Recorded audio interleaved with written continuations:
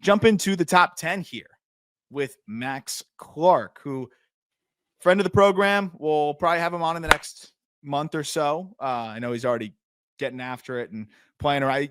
What's cool with him is he posts a lot of the hitting progression stuff, so you can kind of see what he's working on. And this past year, he was posting a lot of work in terms of pitch shapes, breaking balls, trying to really improve his path to be able to handle those and stay back on those pitch types. And that was the thing that really improved this year that you saw from Max Clark, where all of a sudden he's producing better contact rate. I think it was like 11% higher contact rate against secondaries. He's not chasing them as much. The quality of contact's better. And then just point blank, he was hitting the ball harder this year. His average exit velocity jumped by 2.3 miles per hour. His max exit velocity was 3 miles per hour higher than his previous figure. He popped to 112 this year. You saw just, I think, all the little aspects of his game get better. He started to elevate the ball a little bit more down the stretch. And he got up to Double A and, looked really, really solid there as well. So I felt like it's kind of improvements across the board for Clark, and a guy that, is a really valuable sum of his parts. But the question had always been, and I'd been skeptical of how much power he can hit for. And I think now you're seeing with just the impact that he's continuing to tap into that, he can at least provide that average game pop. He is the best high floor player in the minor leagues at this point. When you look at, what goes on in the 10-1 range. I mean, obviously his organization mate and teammate McGonigle has like a pretty high floor right now, but it's more bat dependent than Clark. Clark is the highest speed and defense guy that you have in this top 100. And it just feels like no matter what happens, this guy is going to be a reliable piece in the big leagues. The question is he an 8 hitting everyday center fielder, or is he a 2 hitting everyday center fielder? So it's the hitting progression, it's the hitting improvements that you're pointing to that he made in 2025 that make you think he's a 2 hitting everyday center fielder as opposed to an 8 hitting everyday center fielder. Exactly. But to your point, I think the floor is just so high because, the bat to ball is there. The approach is, the plate discipline's plus. The defense and speed is clearly there. He's got a great arm. And even if he never taps into the power in games the way you want, he hits the ball hard enough now already that, he's going to have a higher BABIP. He's going to be able to sneak the ball through the gaps. And, I think you're going to see a lot more balls just get through, even if he doesn't produce the angles that he wants. But this is where the makeup part also goes into the, checks into the equation. Is the guy's going to work his ass off to get to that point. He's a really smart hitter, and very meticulous with his process and everything. And I think you see that with the progressions that he's made.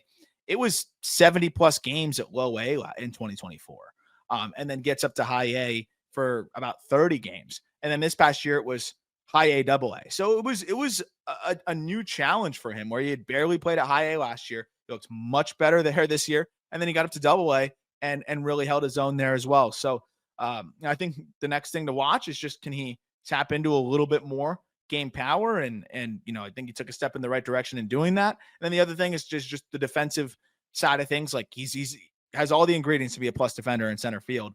Just the routes getting a little bit cleaner, as is the case for, any young outfielder. But I think I have ETA 2027 to be safe, but it's also kind of weird with the lockout situation because you don't want to start a guy's clock. And then if you do, potentially have a lockout for an extended period of time, those players, I think, would get that service time. I think it's going to be a whole year. I don't remember what it was like in 2020.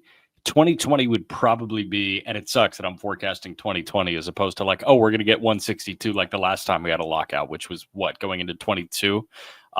It's tough. I think it would be akin to 2020 where players did accumulate a full year of service. So that's where it becomes a little interesting. But I think there's going to be a team that's going to be in the playoff hunt.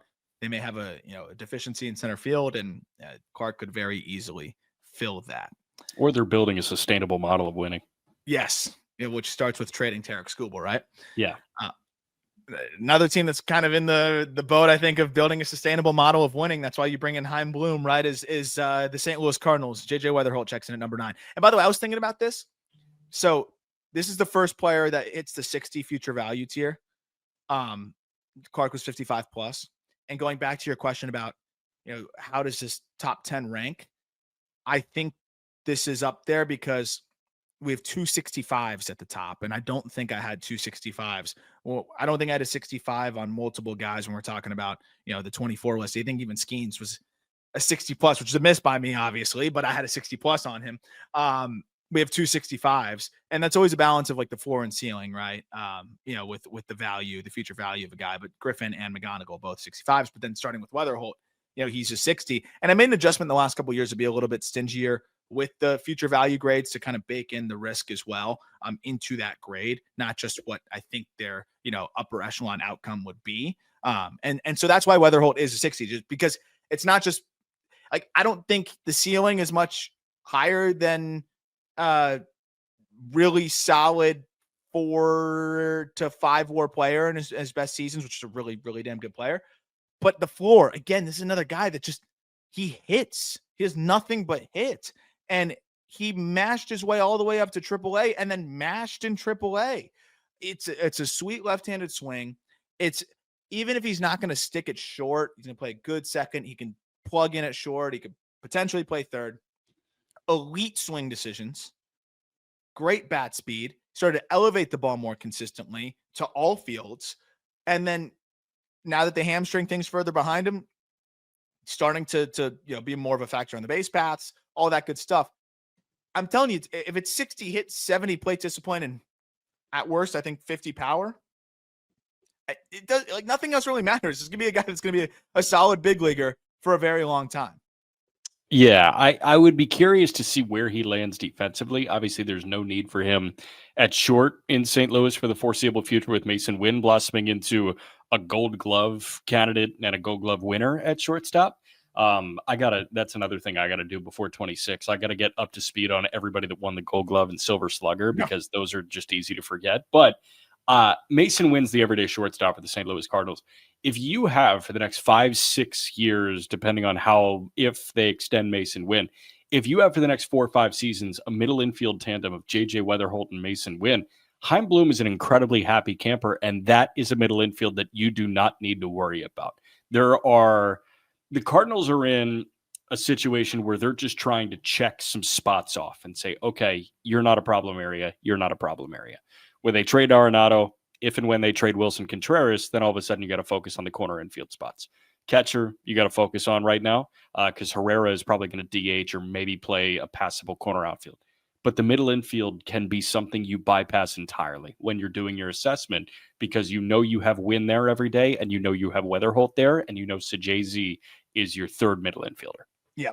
Yeah, and I wonder, like, because they gave him some reps at third at the end of the year. Like, do they give him the runway there, and then Sajazi's playing a little bit more second, roving utility.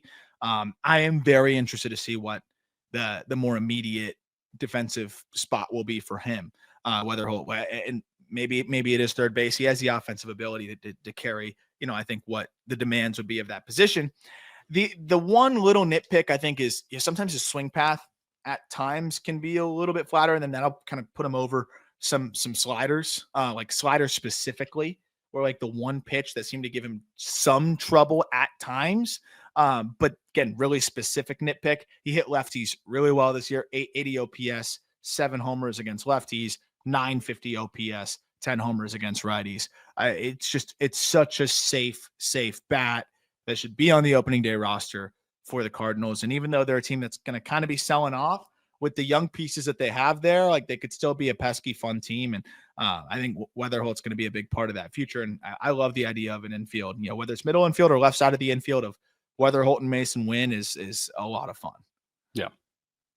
Number 8, talking about another big leaguer here, a guy we've talked plenty about, Samuel Basallo. I'm excited to talk about him through the big league lens moving forward. And he will graduate pretty quickly into the early part of the season. He as expected, like, had some challenges that come with the territory of just getting up to the big leagues and being an aggressive power hitter. He also was catching, I think, more than expected because of the injury to Adley Rutschman. But I don't think there's a ton to be concerned about from a 31 game sample there. And I think the encouraging part was that Basallo didn't really punch much. You saw flashes of the power. There's the one backside homer that he hit in San Francisco that was just crazy to me. He was 20 years old. He didn't turn 21 years old until the middle of August. It's all about the bat. We talked about how he is so Devers-ish. It's such a Devers-coded swing approach, hitterish ability, where I think he's already one of the best bad ball hitters in the major leagues, which is a good quality to have when you are aggressive. And, his coverage is just amazing. I would like to see him walk more, though, and I think he's going to be challenged with a lot of pitches on the fringes of the zone, but he also can do damage with pitches on the fringes of the zone. But then off of that, they're going to take you a ball further, and see how far out you're going to extend this thing. So the approach is going to need to still get a little bit better for him. And then I think the big question is, is he a guy that's catching once or twice a week? Is he a guy that actually develops into an average catcher? I think he's a 40 grade catcher personally. Maybe he can squeeze out a little bit more, and the arm strength helps, but it really is all about the bat, because he has some of the best raw power that we saw in the minor leagues. And it's plus raw power in the bigs. He can crush the ball in the air to all fields. And I mean, he's just a natural hitter. Assuming Adley's fully healthy, what do you want them to do with him? Do you want him to DH pretty much every day? Like, Mountcastle's still on the roster. Kobe Mayo is still in the fold. Do they trade a Kobe Mayo?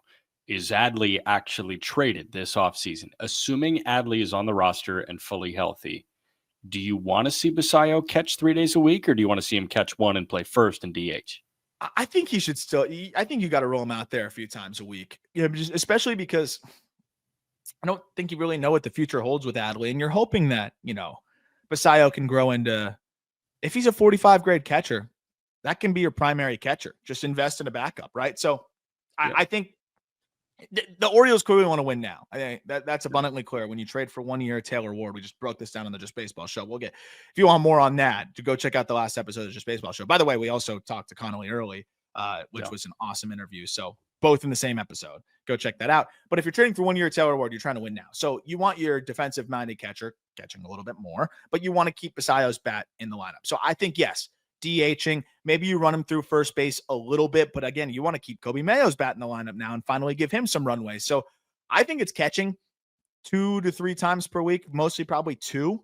And I still think that's enough reps for him and, getting the defensive work in between, but maybe it creeps into 3 because Adley Rutschman has just not been able to stay healthy and has looked like a shell of himself the last couple of years. So I think twice a week, with maybe some weeks where he's catching a third time, would make a lot of sense. And I think that should be the route that they go, because again, if he's a 45 grade catcher with his offensive ability, he could still be one of the best catchers in the game, as long as he's just not a liability back there. And I think he's got enough going for him to not be a liability. But I'm interested to see, because again, the biggest issues for him are the areas that I think can be technically improved, which is receiving and blocking. And sometimes there's a barrier that you can't fully pass.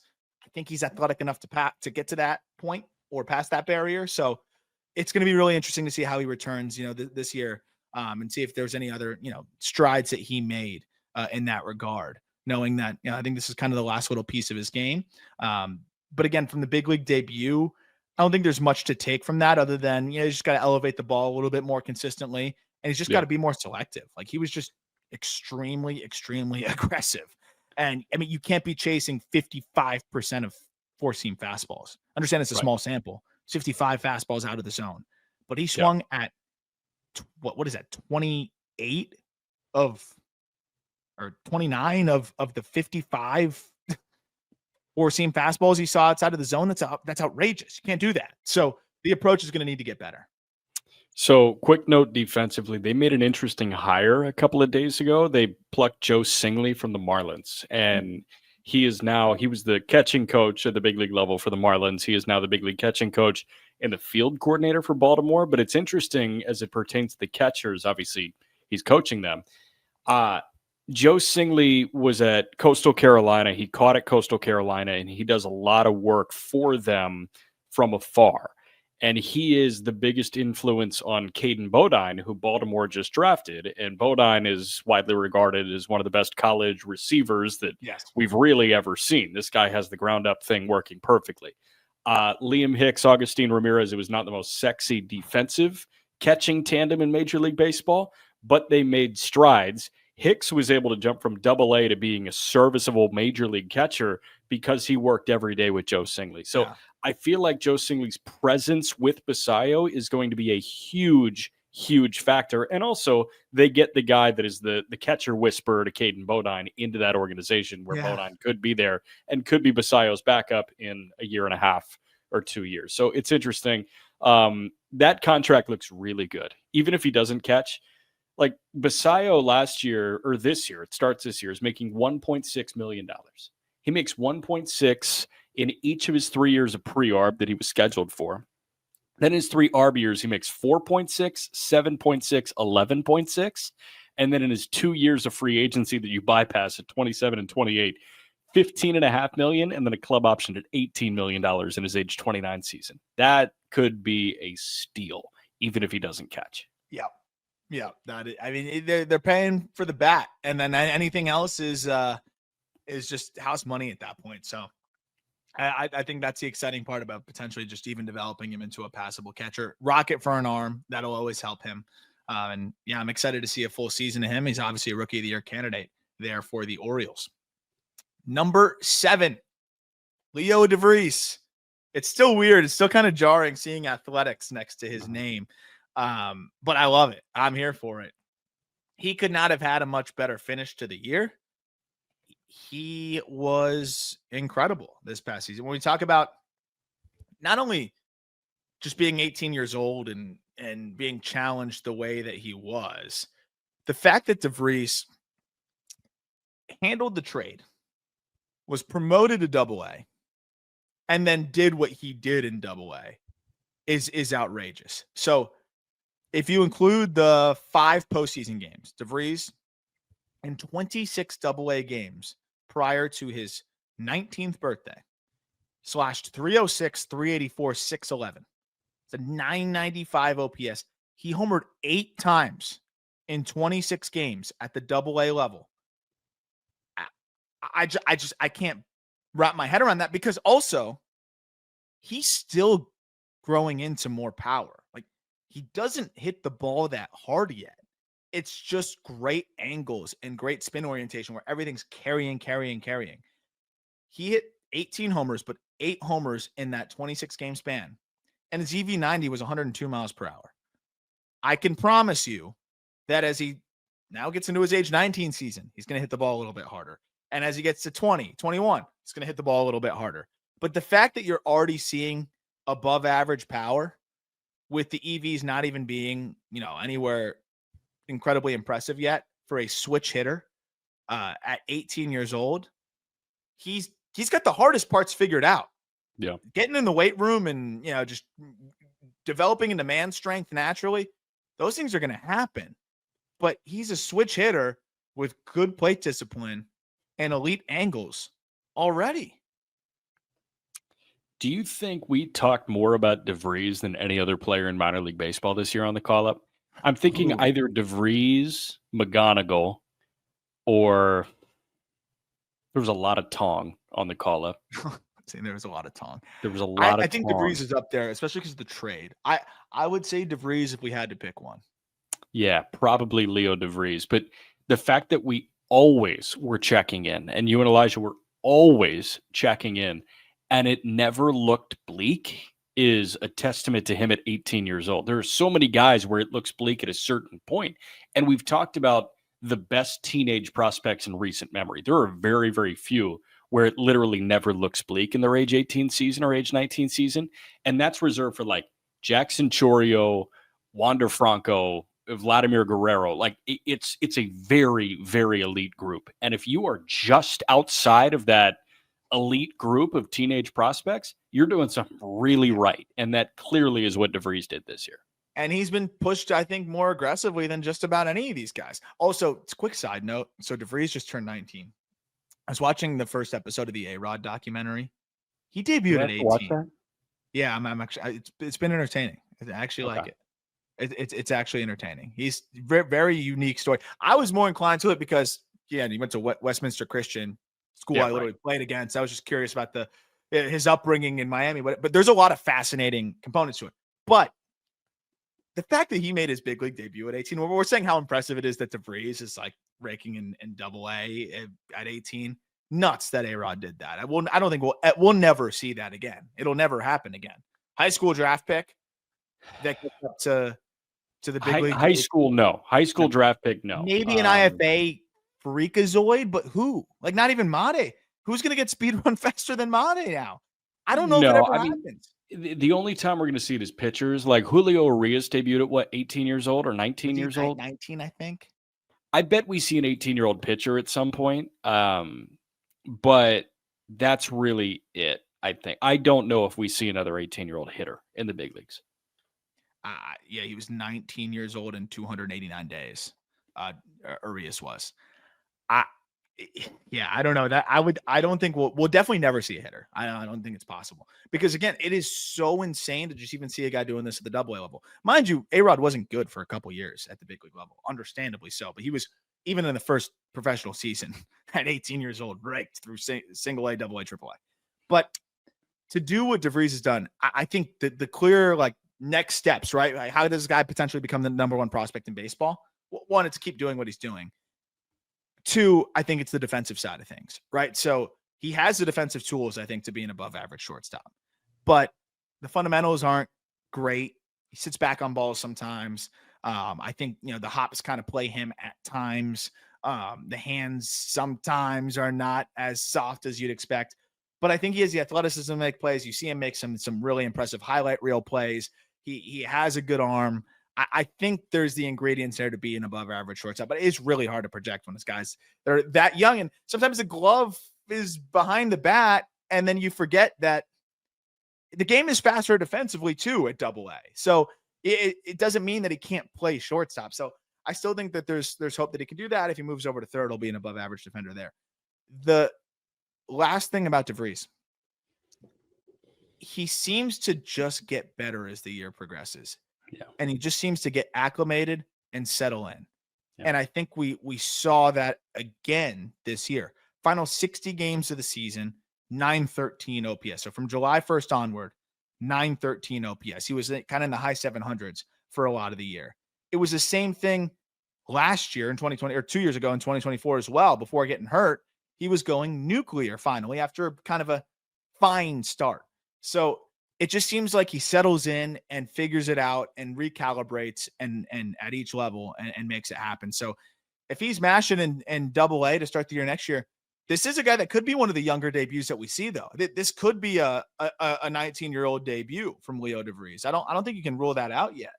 No, I don't think you can. It's funny. I'm looking. It was a 270-point jump in OPS from first half to second half in 24. And then in 25, it was an 150-point jump in OPS from first half to second half. So, yeah, certainly ticks up, and that is a total trend for Leo De Vries.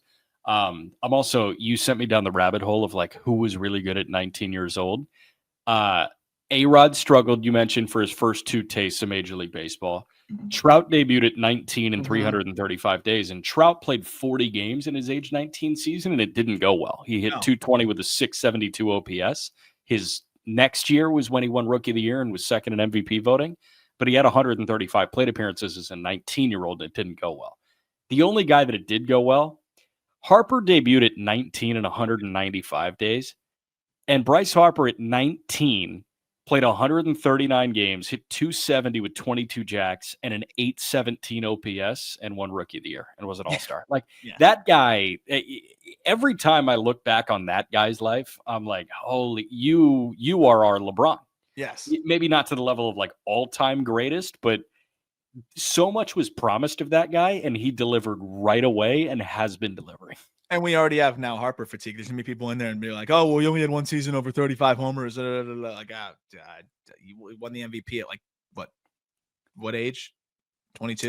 He won the MVP at 22 years old, and that was his fourth season of Major League Baseball. Yeah, that's outrageous. It's got to be one of the best age 19 seasons we've seen in the modern era. Trey Yesavage gets up and does what he does in the World Series, far from 19 years old, and that was still mind-numbing to so many of us, myself included. We're going to talk about Yesavage and how he now looks as a prospect for the next 6 years in a moment. Before that, quick break. So I called this on the Just Baseball show. I said a few weeks ago, when we put out the top 100 list, Trey Yesavage is going to be 6. And a bunch of people are going to freak out and say, how could he be number 6? Did you not watch the World Series? Verbatim it's exactly what happened. Actually, we had some people in the reply saying, haha, like Aram said this was going to happen. I feel bad for him because I just didn't even bother responding. How am I going to explain this? Yeah. Yes, I watched the World Series. I was there. I wasn't at the 12 strikeout game, but I did see him come in relief. And that was really cool too.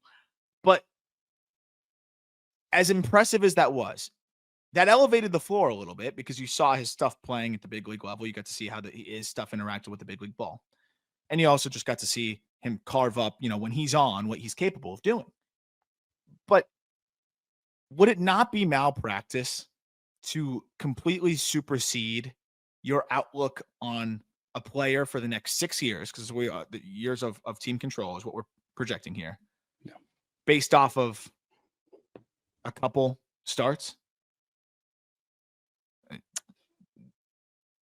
Is this not the Evan Carter conversation? Sorry for the long. Well, and Carter, Carter dealt with injuries and stuff like that, but at the same time, like it was even if he but people were screaming like, "How is Evan Carter not ahead of Wyatt Langford when Carter was amazing in the postseason?"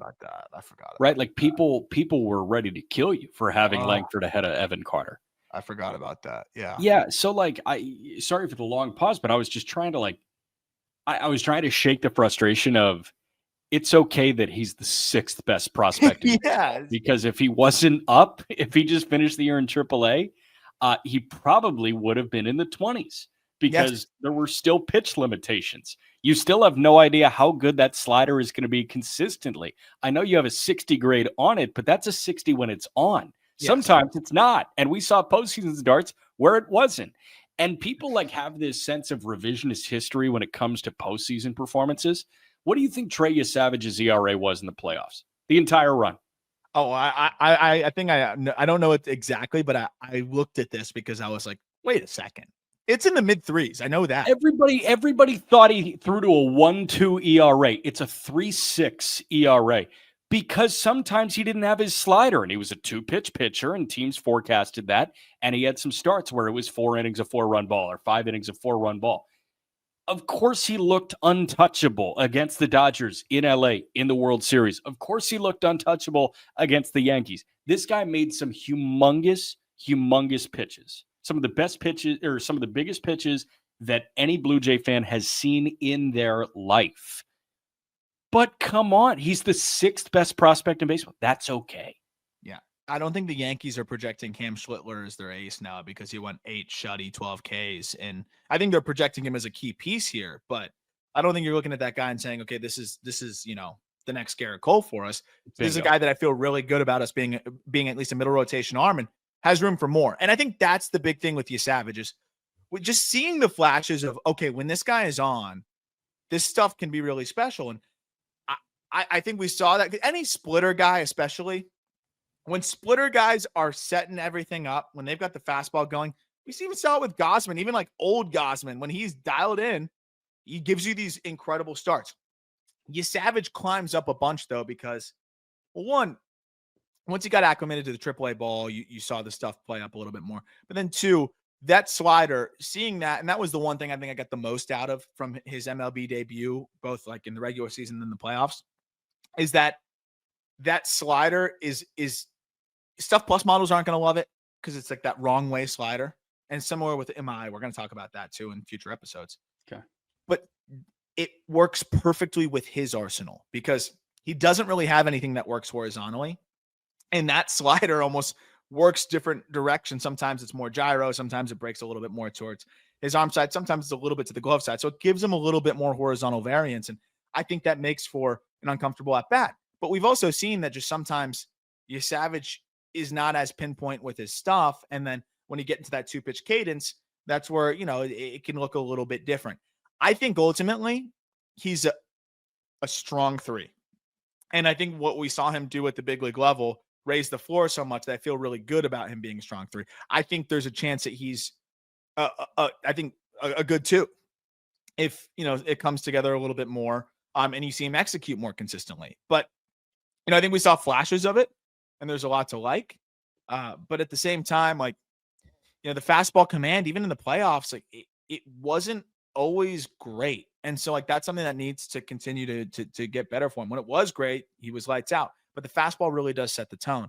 So it's also one of those situations where you want to see, like, do hitters adjust to him a little bit with how unique the release is? That's where there's not a lot of precedent there as well. We talked about it way back, and I was telling you about how much I love the way that Yesavage's pitch mix works from his release point, because it seems like everything's falling from the sky, right? But I just wonder, like, the more you see, like, can you adjust? Can you bring him up a little bit? Seems like the short-term answer is no, but we'll find out. But what I love about Yesavage is how weird it is. It's the highest release point, in Major League Baseball, and then you have everything working vertically off of that.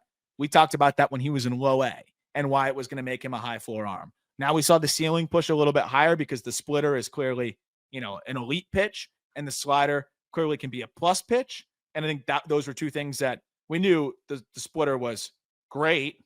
Now we know it's elite. We knew the slider was good. Now we know it's great. But we just need to see the execution consistently and, see if the stuff is going to play off of itself the same way that it always has. That said, I think at worst, he's a middle rotation arm. And at best, you can dream on, I think, a really strong 2 if he can maybe find, a fourth pitch to mix in as well. It's really hard to hit as a Major League Baseball player. And this is, I'm not trying to disregard what Yesavage did in the postseason, but there are so many other factors that go into hitting in the postseason that you don't have in the regular season. You're in fight or flight mode every single night. Every pitch matters.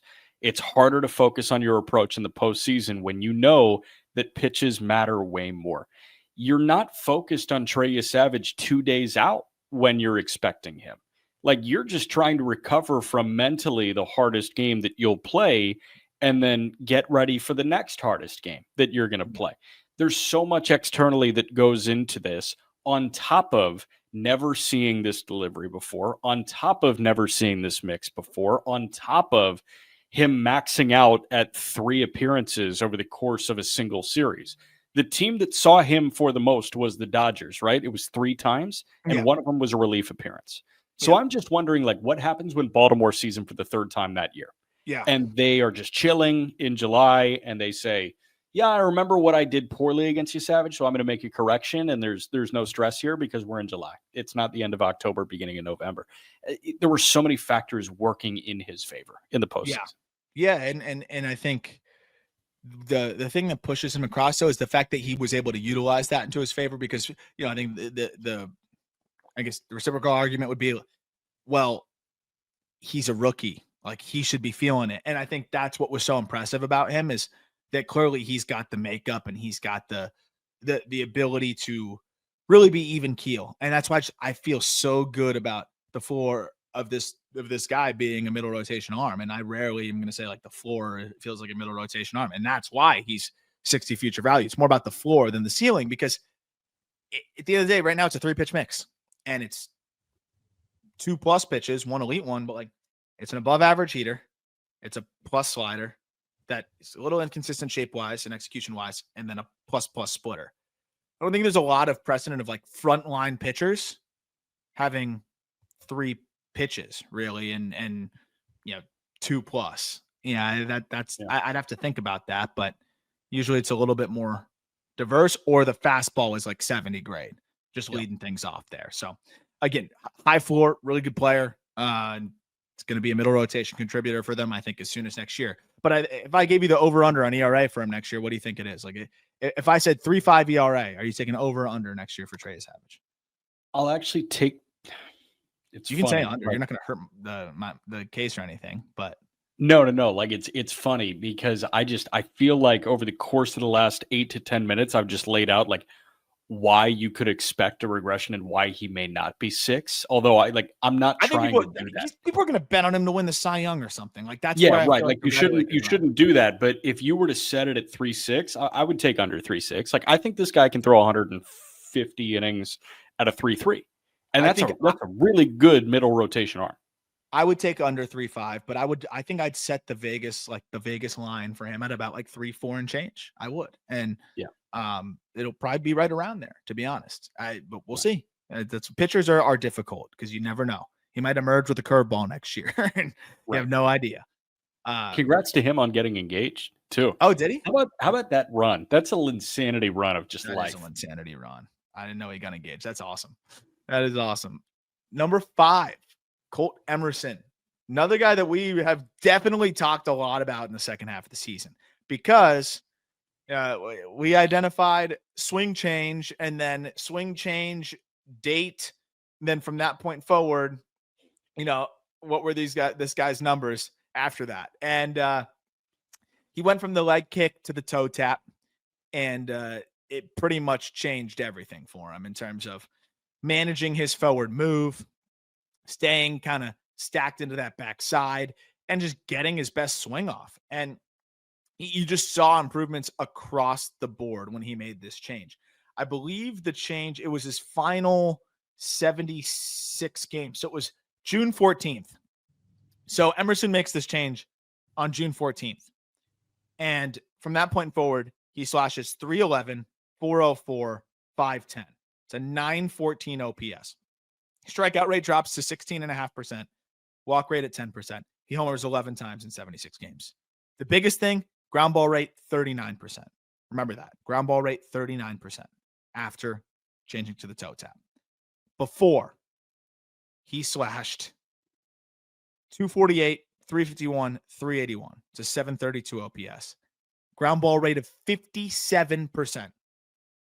This cat cut his ground ball rate by nearly 20% in the middle of the same season with a tangible mechanical adjustment preceding it. I'm going to buy into that every day of the week. And then, oh, by the way, just like the little cherry on top of the whole thing here, he turned 20 years old, July 20th. Just makes that change, torches AA. And then he gets up to AAA for 8 games and puts up an 1,000 OPS, 10 hits, 2 homers. It's just couldn't have been a better finish and a better picture to paint to buy into the upward trajectory of Colt Emerson. Yeah. Couple of things that jump out about Colt Emerson. You mentioned obviously the tangible swing change. He walks all the time. Do you notice how many pitches he got hit by? Like he got hit by 15 pitches, which was fascinating. No, I didn't know that. Yeah, he got hit by 15 pitches, which is a lot. The other one to me, and I almost never cite this in the minor leagues because minor league relievers are frankly not very good. Like there are a couple that are okay, but minor league relievers are also coming on. They're throwing an inning. They're emptying the tank. They probably have nastier stuff than the starter does, unless you're facing a legit starting pitching prospect. Colt Emerson has distinct splits against starters and relievers. Against starters, I mean, obviously he's hitting, right? He hit 295 against him with an 817 OPS. But against relievers, he's hitting 270, and the OPS bumps from 817 to 872. So what that tells me is like he's willing to wait for a reliever's best pitch. He may be good at scouting and understanding, okay, this guy has a good slider. I'm going to sit that. He's clearly good at picking something against bullpen arms. And I almost never look at that for minor leaguers. But when it's something like that, where it's like you're good against starters, but you're better against the bullpen, that jumps out to me. So clearly he has like this tangible approach. And when you make a tangible swing change to complement your tangible approach, things are going to be really good for you.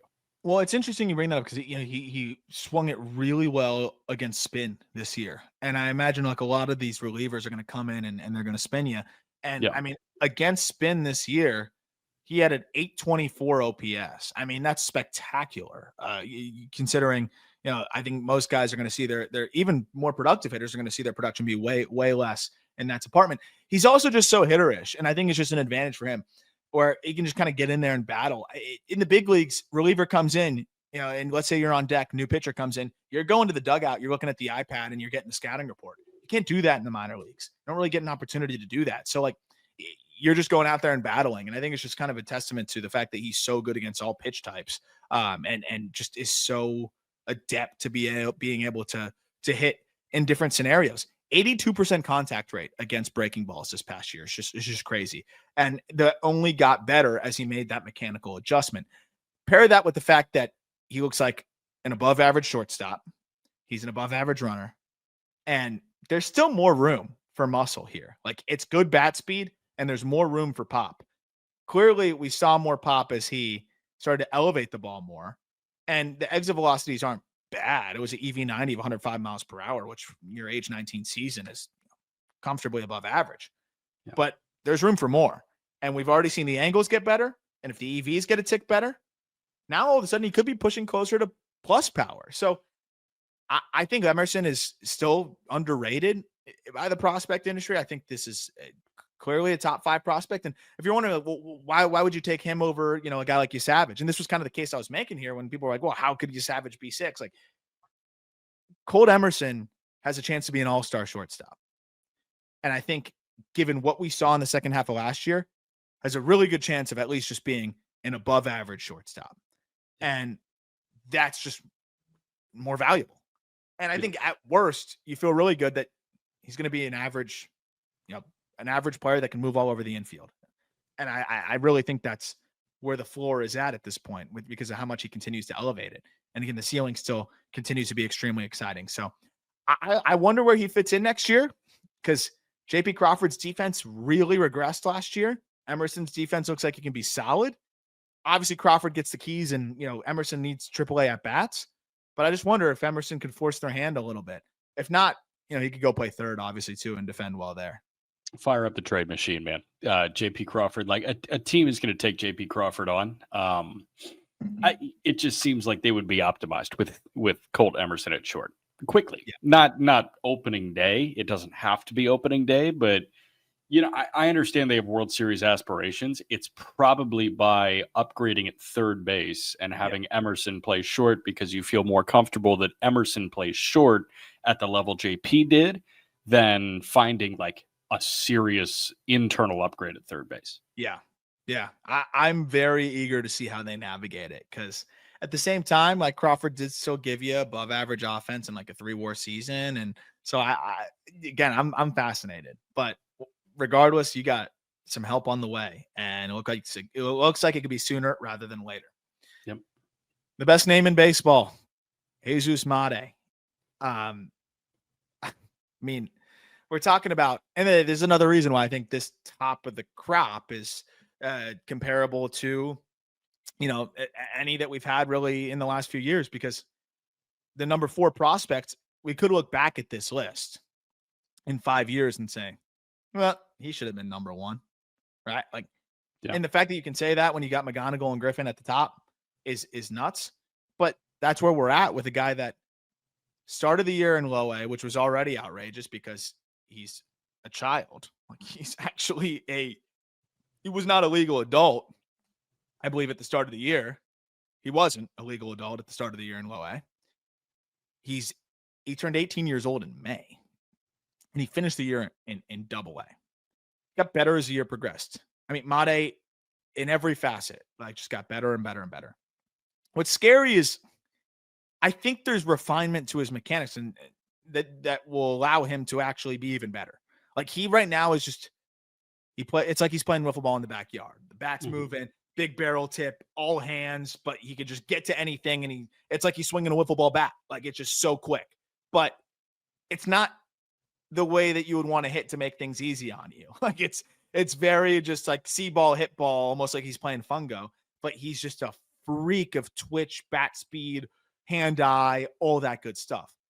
At 18 years old, in a season where he was 17/18, he produced batted balls north of 110 miles per hour from both sides of the plate. He got better as the year progressed. He was better in high A than he was in low A. And then he got up to double A and had some good games there. So now he's going to be 18 years old at the start of the season in double A this coming year in Biloxi. His final double A game of the season, a playoff game, he went deep. He has all the makings to be a superstar. And it's just, the only thing that's holding him back, Made, from, I think, a couple of the guys ahead is just, I think there's a chance he moves over to second base. He's going to need to improve his angles a little bit to tap into more power. Right, it's a little bit of a flatter swing because, like I said, it's just very handsy. And I think those are really just the two things. That's really it. But, I can't escape the Ketel Marte comp. I can't. And I'll always bring it up. Like it is just uncanny. And I don't like comps. This is uncanny. And if he's Ketel Marte, at this point, it's funny. I think like some people might be disappointed. Think Ketel Marte, but if Ketel Marte was Ketel Marte at 19 years old, that's like a Hall of Famer. The problem with Ketel Marte is he wasn't himself until he was like 25, 26. If it's Marte from age 19 at the big league level, you've got a potential Hall of Famer here. But that's the biggest question. And I won't rule out him sticking it short, but like that's the question. Then I won't rule out him, I think it's more likely that he starts tapping into plus game power, which I still expect, than him sticking it short. I do have some concerns about that side of things. But it is cool that we're talking about the number 4 prospect, not the number 1, the number 4, possibly transitioning to being directly compared to the best second baseman in baseball. Yes. Like there are so many simulations where Jesús Made is the best second baseman in baseball in 3 years. Yes. So like if you were at the tippy top of a position, that's almost more valuable to me than being an okay defensive shortstop and being a special bat. Like it's like if Bichette was a little bit better defensively, he's still nowhere close to Bobby Witt Jr. Yeah. Like, you know what I mean? So we're talking about, obviously shortstop has much more inherent value than second base, but if you can be at the top of the league at something, that's really cool for a teenager. That's the number 4 prospect. And, the speed is clearly going to be more of a part of his game. And he's gotten that to be a little bit more, of an impact there. And even if you didn't see a ton of homers, it's 7 homers, but 6 triples. He had 28 doubles. EV90 north of 105 miles per hour as a switch hitting 17/18-year-old is just silly stuff. And the swing decisions got better and better as the year progressed.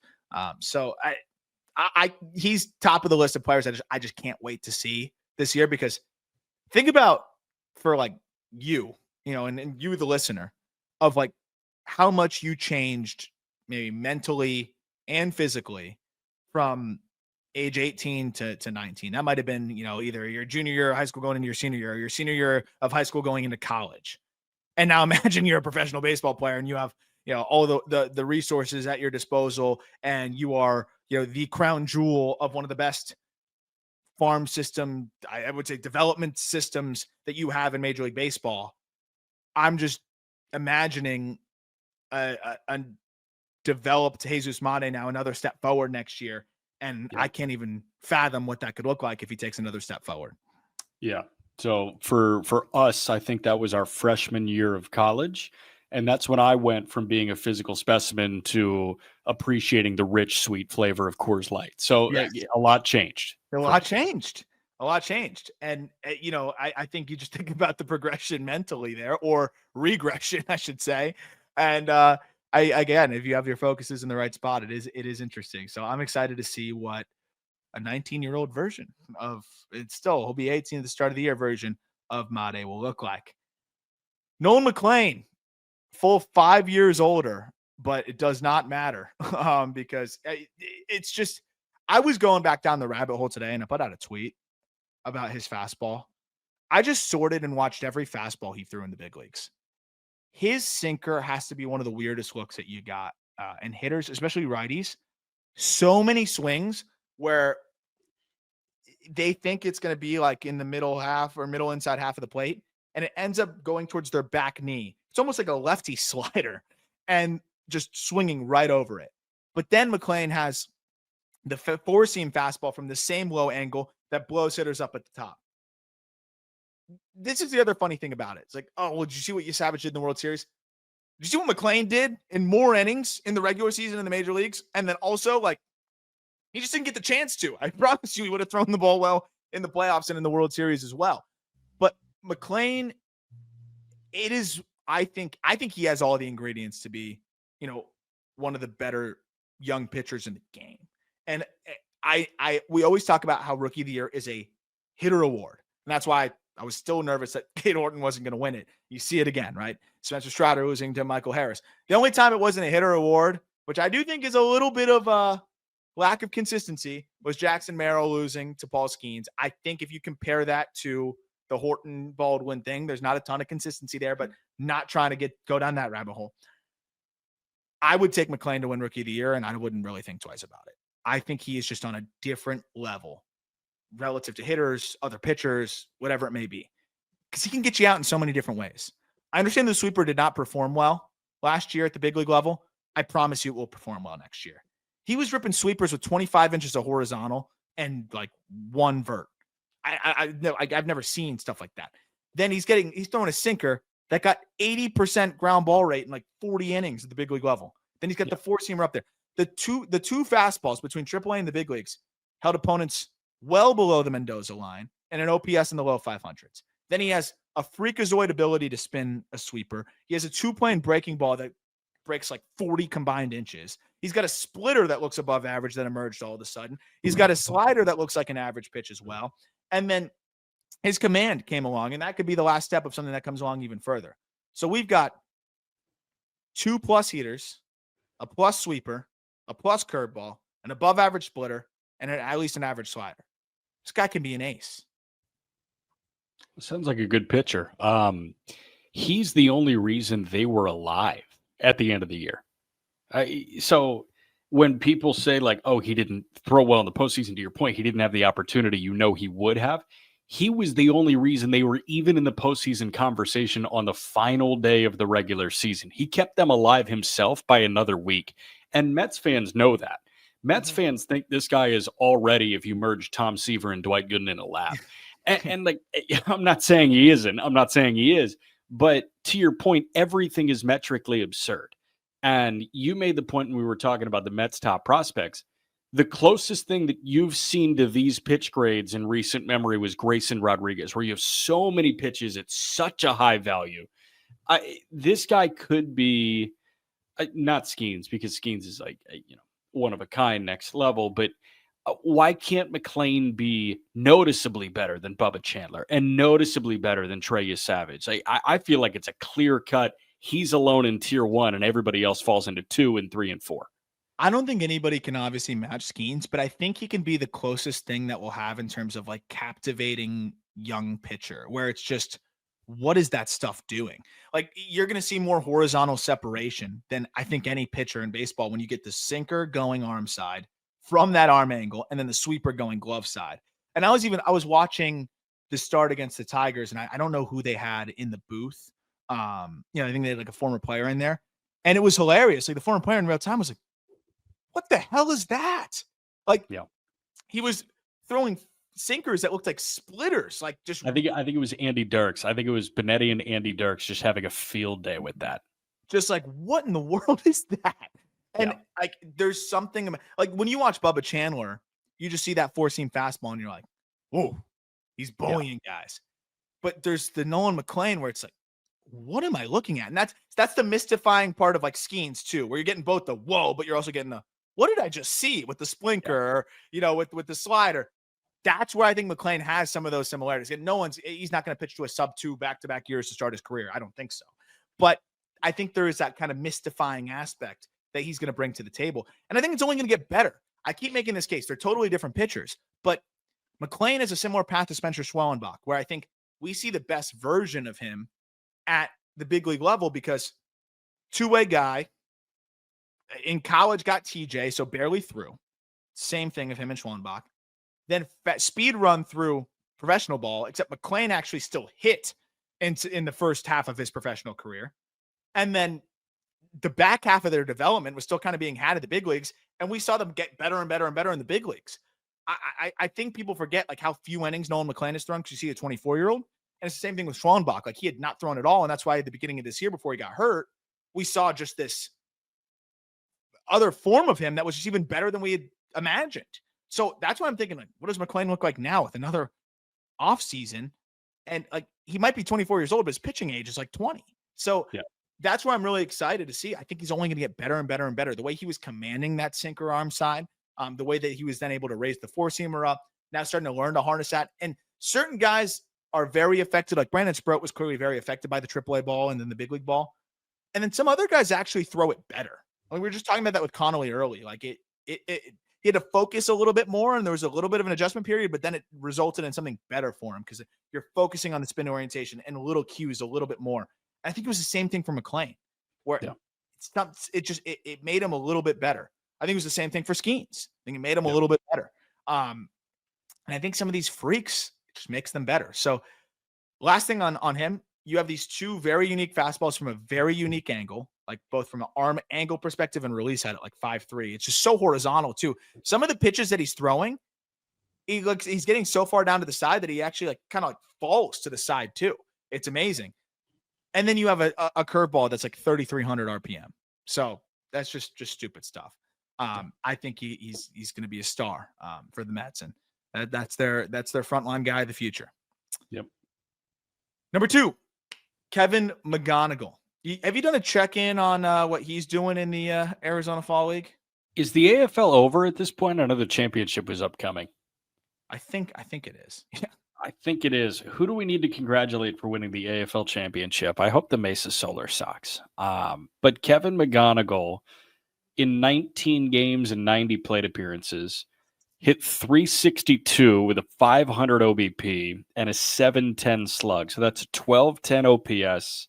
Had 19 ribbies in 19 games. He walked 19 times, and he only punched out 12 times. So here's the funniest part about that. Has your perspective on him changed at all? No, like I almost feel like that's what he should have done. Yes. And it was a 1210 OPS. That's the part that's so messed up in the best way possible, right? Like we were talking about it before. I'm like, there's nothing that Kevin McGonigle will do in this Arizona Fall League that will elevate his stock because it's where he's already at. Like he is the best hitter in the minor leagues.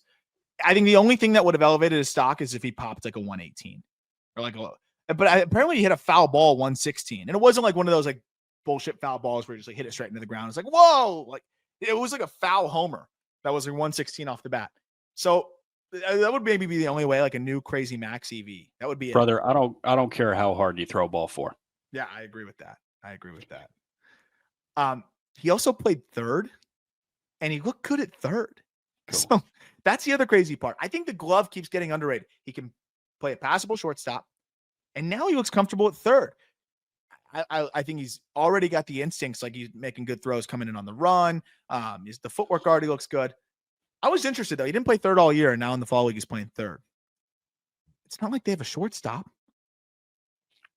I mean, what do you feel better about on opening day at 26? Zach McKinstry at short or Colt Keith at third? What I feel better about? Yeah. McKinstry at short. Yeah. Now, best case scenario would be McKinstry at third or a free agent at third, and then McGonigle / McKinstry at short. But makes sense. They got a lot to sort out there. They got so many like position limited guys. But that's why I think McKinstry is so valuable to them. But just looking at the offensive ability, 70 hit and 55 power with 60 plate discipline. That's in the territory of like, I'm basically guaranteeing you that he's going to be a good big league hitter with those scouting grades. I feel like, which I can't do. I hate that, but like, I was thinking about that when I put the grades down. I'm like, should I cut them down a little bit? But no, this is what I think. This is what I think. So if Kevin McGonigle is not a good big league hitter, you can just reference this and just tell me to go, work in finance or something. Because 70 hit, I can't think of the last time I went 70 hit, 55 power, and then 60 plate discipline. It's the power was the part that if you've listened to the show for years, we've been telling you it's in there. It's in there. It's in there. And people just kept kind of treating him like he was a, slap hitting, hit over everything guy. I think you can see now that it's in there. 46% hard hit rate, EV90 of 105 miles per hour. The last thing I'll mention before we get on to the number one prospect, and this is why Kevin McGonigle will slug at the highest level. By the way, he finished the year with 25 homers in 114 games. His average launch angle on hard hit balls is 21 degrees. So that's taking all of his batted balls 95 plus miles per hour and then averaging the launch angle of those. And it's 21 degrees. The general average is like 13 degrees. So essentially every single time he's hitting the ball the hardest, it is going straight on a trajectory to leave the yard, like optimal home run trajectory. So he's going to get everything out of his power. And that's the part that's so exciting too. So you have elite bat to ball with 25 homer pop or more. Like this gonna be a really good player for a really long time. And honestly, like I gave it some second thoughts about maybe making him number one just because the bat is so freaking good. But we have like a Bobby Witt Jr. starter kit here, and there's just no way that guy can't be number one. So Konnor Griffin checks in at number one. So people were asking, and I think we talked about this in the past, but people were asking, like, what made you switch from, because it was McGonigle over Griffin when we did our midseason update, and then it's now Griffin over McGonigle. And I was like, I wish I had something like profound to tell you. It's pretty simple, honestly. Like from the point that we put out the last prospect update, which was like, I think middle of July onward, he hit 360, 455, 554. It's 1,009 OPS, a 20% K rate, a 52% hard hit rate. He stole 1 trillion bags. He homered 8 times. And, by the way, he looked phenomenal defensively at shortstop. Oh, and that was also in Double-A as a 19-year-old. He doesn't turn 20, by the way, until about a month into the season next year. Yeah. The fact that he got up to Double-A, Konnor Griffin, and then really had no adjustment period at all. In Double-A, he OPS 1010 if you include the postseason games. He hit 366. He's a potential superstar. The only question was the hit tool. He made some adjustments to then miss secondaries less. And it just seemed like everything from that point on just took off. Yeah. Konnor Griffin, his senior year of high school.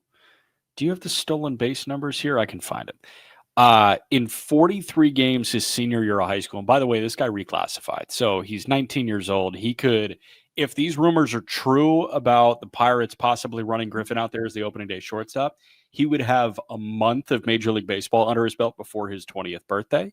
So we're talking about teenagers here. His senior year of high school, he hit 559 across 43 games, and he had 85 stolen bases in 43 games. So, like, when you see the stuff of legend type shit that Konnor Griffin did in high school, you almost say, like, okay, there's no way you even come close to doing 20% of that, but he blew past 20% of that. He looked like the high school legend. There are other high school legends. There are high school legends all the time. Jackson Holliday, another guy who, like, his high school stats went mega viral, and he was amazing in his first full year of pro ball. But he wasn't, like, touching those. This was like, oh, this is the kid that ran the country's high school baseball circuit. Yeah. I mean, he's been the best player on the field everywhere he's been. And every pre-draft concern that popped up about Konnor Griffin was freak athlete. Does he have the baseball tool refinement to succeed right away, or is this going to be a slow burn? I mean, clearly he said F you to those thoughts. Yeah, it's not even close. But the thing is, he proactively makes swing adjustments before he gets to professional baseball. Those immediately translate. But then he still had some limitations in the first month in terms of hitting spin. Makes another adjustment, and then that's where he went nuclear. So it's like, this guy's so in tune with his body already. The work ethic's clearly there. The makeup, by all accounts, is off the charts. And it's part of the reason why he's going to be considered for a big league role. And then the defense being where it's at shortstop. And then also, by the way, he'll mix it in center field and look great out there. The fact that he can give you a plus defense as well. There are just so many similarities to Bobby Witt. There really are. And that's that speed running through the minor leagues, immediately being fantastic, all of that good stuff, and just being able to handle it. And the thing that's crazy about Konnor Griffin is he ran an EV90 of 108 miles per hour this year. He's 19 years old. He's 6'4". He's probably going to get stronger just naturally. And so, like, how much more juice is in there? He doesn't even need any more. That part is fascinating. I think if there's one specific little nitpick, can get a little bit aggressive against sliders, and there's still a little bit of whiff against that. He's 19, and he was played through 3 levels. he has all the ingredients to be, a WAR accumulator. And that's why he's the number one prospect, right? Is because, if he doesn't fully hit, he could still be a plus shortstop that runs into homers and steals a ton of bags. If McGonigle doesn't reach his offensive ceiling, there's not a lot of other ways to accumulate WAR and provide impact. And obviously, the offensive ceiling of Konnor Griffin is just as high, if not higher. So it's not even really a comp because they're different people, different players. But in terms of just when I'm thinking about age, performance, skill set, position, I just keep going to Bobby. And I know that's not really fair. Like, I know it's not fair, but I'm just thinking about the outlook of what they can do and how they impact the game. I feel like that's the skill set that you would have to look towards. And how is that not the top prospect in baseball? Yeah. So when you say like, okay, there are so many streets that lead to this being Bobby Witt Jr., you can't ignore that. And, even in hindsight, when you look back at that trio of Julio, Adley, Bobby Witt that you referenced earlier in the show, like, okay, there's a clear-cut number one there when we look in hindsight. And it wasn't easy because you had the highest floor catcher that we've probably ever seen in the minor leagues. And then you had a revolutionary outfield bat. Yeah. And then you had Bobby Witt Jr. And they're both really good players, Adley and Julio. But Bobby Witt's Bobby Witt. And when you can make that comp, that guy has to be at the top. Yeah, 100%. And, the funny thing is, Witt had a weird, you can't really compare the progression like apples to apples because Witt drafted in 2019. Then you have the COVID layoff, which is just like a weird, it's just a weird situation for him. So he didn't get the reps, but he did get a year, older and whatever. So then we see his like first full pro season at age 21. But what's funny is at 19 years old, Bobby Witt got his first licks at the complex, 37 games in 2019. He had an 83 WRC plus in the complex. He hit one home run. So even relative to like where they were at that age, like Konnor Griffin was better out of the gate. Again, the ceiling, I don't think it's going to be really hard to get to where Bobby Witt is, but just to the point of like, it's not the craziest thing in the world to see those similarities. And I'm trying to find, before we wrap up, the data from 2021 on Bobby Witt and see how it compares. Cause Bobby was, double A and triple A though that year. And I mean, again, I know it was double and triple versus single, double, or single, high A and double for Konnor Griffin. But even if you sort by, high A and double, I mean, Griffin's hitting the ball harder than Bobby was. Like, there's a lot of crazy components to it. So I think there's reason to be reckless with what you can dream on with Konnor Griffin. And I think there's reason for the Pirates to treat him differently than you usually treat your prospects. Because even if he struggles, I don't really see it being detrimental to Konnor Griffin. If you rush him up there and he's not totally ready and you got to send him back to Indy just to get right a little bit, from everything I understand about him, the player, and at least just what he seems like as the person, I don't think that stunts in his growth, and I think he'll be just fine. That's why I think he should get every shot to break camp with this team. All you got to do is sign Kyle Schwarber and have Konnor Griffin started short on opening day. And I might be on board. I might be a fan this coming year. You're in the business of raising Jolly Rogers? Cool. I might be. If they're doing that, all of a sudden Nutting, they're trying to dodge a grievance there, aren't they? They got to be dodging something. Yeah. Pittsburgh's alive, baby. Being a new Pittsburgh resident, they would kill for good Pirates baseball. Oh, they deserve it. The fans deserve it. They deserve it. That'll do it. I hope you enjoyed the top 10 prospects in baseball. We'll be talking about some other things as it pertains to the top 100 list, some newcomers, biggest risers, all that good stuff. As always, you could follow along, read the list in the episode description. Check out the Connolly Early conversation on the Just Baseball show. Check out all of our other content at justbaseball.com. Join our Discord. We're always talking prospects in there and also cards. And we're doing a box break, a few more spots left in a Bowman Chrome break. You can join that with the episode description link down there as well. Thanks for hanging out with us. Look forward to talking prospects with you later this week.